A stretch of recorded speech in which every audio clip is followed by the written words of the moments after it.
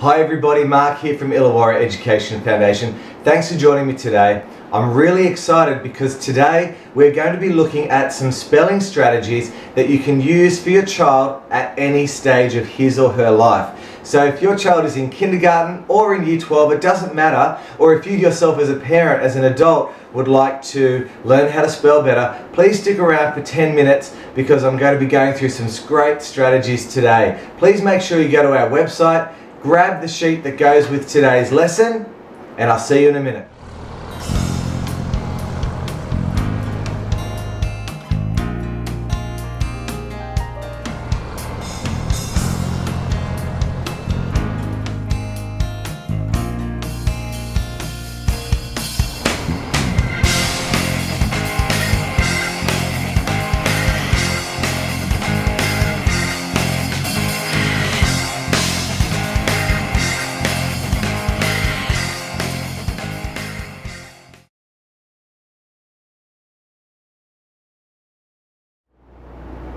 The first spelling strategy I want to share with you today is the 80-20 rule. Now this rule is simply spend 80% of your time on the 20% of the words that are really tricky. The 20% of your time is spent on the 80% of the words that you already know or at least have the skills to decode correctly.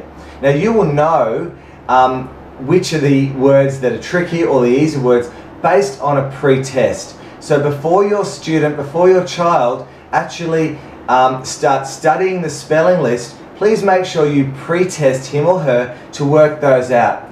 Now I have an example here of a list of 25 words that at the pre-test the student was able to get these ones correct, and I've put them under the heading of easy words, and the tricky words, the ones that were misspelled in the pre-test, are here. Now if you have a textbook, just highlight the ones that can be spelled pretty easily with green. And that way you'll know, look, green, they're the easy ones. We don't have to spend too much time on them. The ones that you don't highlight are the ones that you're going to actually focus on. The second strategy I want to share with you today is it's vital that we decode all of the words in the spelling list. Now as a teacher, this is the part that I would spend the best part of the Monday going through with my students. Regardless of whether or not the student was a great speller or perhaps someone who needed a lot of help, it's vital that the student understands the meaning of the word. So grab yourself a good dictionary and make sure that every single word on the list is understood. Now this is a really fun time. There are a lot of great games you can play with your child, but it's a great actual skill finding the word, say what does it mean, and if you're not satisfied with the meaning, you just with your child just look it up. Now of course the skills of looking up it in a dictionary are vital to practice all of the time. So that in itself is a great lesson of going through the alphabet and understanding how a dictionary works. And actually working out which meaning is appropriate if there are several meanings. As well, you might have a dictionary that has a thesaurus built into it, so you can look at similar words of similar meaning. So dictionary skills are great at this part. So you've gone through now the list, you've understood the meaning of the word. That's the first part of decoding. The second part of decoding, of what I've done here with the easy and the tricky words, is I've actually gone through and I've found any word patterns, I've broken them, I've chunked them up as necessary. Look for patterns, talk about them, and that will help your child to decode the words and to see patterns perhaps where at the start your child may have just seen tricky words. The third part of decoding the words in the list is to link it to prior knowledge. Now it may be a word that has been spelled before.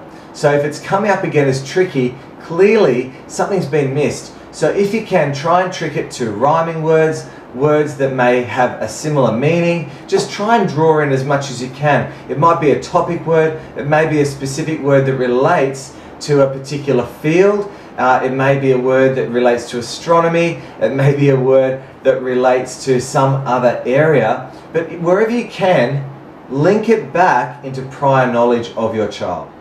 And now we have the third strategy to be a great speller. It is write them, feel them, say them, know them. Now, what does this step entail? This is the fun part where we encourage our children to do all that we can to practice, to memorize, to actually learn all of the words. Of course, remembering the 80-20 rule. We don't want to focus too much of our time on the easier words. So what are the ways that we can encourage our children to write out our spelling words? Well, of course, the easiest, the most basic part is to write it down on a piece of paper.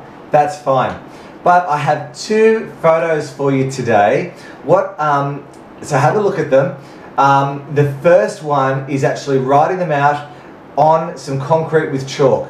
Kids love going outside, writing on words, and particularly if they're allowed to graffiti the concrete, either at home or at their friend's place, wherever they are doing their homework. Please give them some chalk, send them outside and say, I'll be out in 10 or 15 minutes and I'm going to be checking your words and talking with you about them and even testing them. And kids love that. The second thing is actually using a whiteboard marker. Now, whiteboard markers are terrific. You can write them on glass, you can write them on Laminex, on the table like I did. So what I did, using my laminate table, I just wrote them out, and of course the words television and telescope, I drew the box for the television, I drew the cylindrical shape for the telescope. Encourage your student, and of course for illusion, I did it in a wavy line to give the impression that it was an illusion. Whatever works, it'll help to imprint in the mind of your child how to spell the word and of course link it to the meaning. Now there's heaps and heaps of surfaces in your house where you can safely write with a whiteboard marker. You've got your shower recess, you've got tiles. Watch the grout though, it might stain the grout. If you have an old enamel bathtub, they are fantastic. And the good thing is you can leave it on there and then you can get your child to rub it off when he or she is having a bath that night. So I really want to encourage you, think creatively. You might want to write on the kitchen window or the dining room window, and then when you're sitting down having dinner that night, you can even talk about the spelling words. So be creative. Where can you write out your words this week? So once we've spent some time writing them out, now it's time to actually use a kinesthetic skill. Now that's just a fancy way of saying using our body or acting out our learning. So I've actually got three examples here. The easiest one I find is actually a simple baking tray from your kitchen with some rice. And encourage your child to simply write out the spelling word in the rice. Now, the great thing with this strategy is it's fun, but it also allows your child to feel the letters and to sound it out and to talk about it.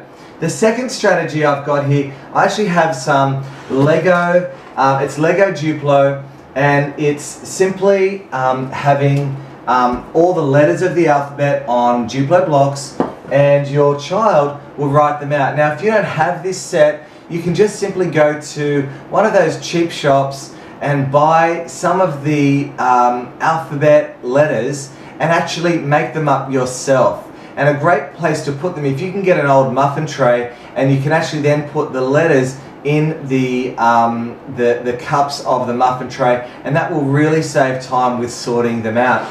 The third great thing in this section of feeling our spelling words is actually using Play-Doh or plasticine, or in this case, I've actually grabbed some ready-to-roll icing. I find kids love it if they can actually use something that they can even sneak a little bit as a bit of a snack during the process. It's really great. They will love to do it. So please have a think ways that you can encourage your child to actually feel the words as they learn them. So we encourage our kids to write the words, to feel the words. As we write and feel, I really encourage you to ask them to sound or say out the words as they write them. This actually gets them to articulate, it gets them to express their thinking, and the great thing is, as well as feeling as well as writing, they're looking at the word but they're also hearing the word. So for piano, piano, piano, it's as simple as that. As they write them outside with a chalk or inside with a marker somewhere in the house, as they are actually feeling and playing with the letters, get them to express the sounds and the letter names, if that's how they like to spell, as they work. And now the last part of the third strategy is know the words. Now this is twofold. If you follow these steps of writing them, feeling them, saying them, there's a pretty good chance that your student will know the words. But this is also the time where you can test your child. No matter where you are, if you're in the car, if you're washing up, if they are about to go to bed, just ask them to spell the odd word. And you might even ask them to explain the meaning of the word. So thank you so much everybody for sticking around for this short tutorial on how to be a great speller. I really hope that you found it helpful. If you have any questions, please feel free to ask, email, comment. Please go to our website. We have stacks and stacks of free resources for you. Please subscribe, because every time you subscribe, it helps us to know that we're helping people. And of course, please share this with your friends on social media. We'd love to hear from people. And I really encourage you to send through any questions you might have, as I really love helping people out. Thank you so much for watching. Hope to see you again.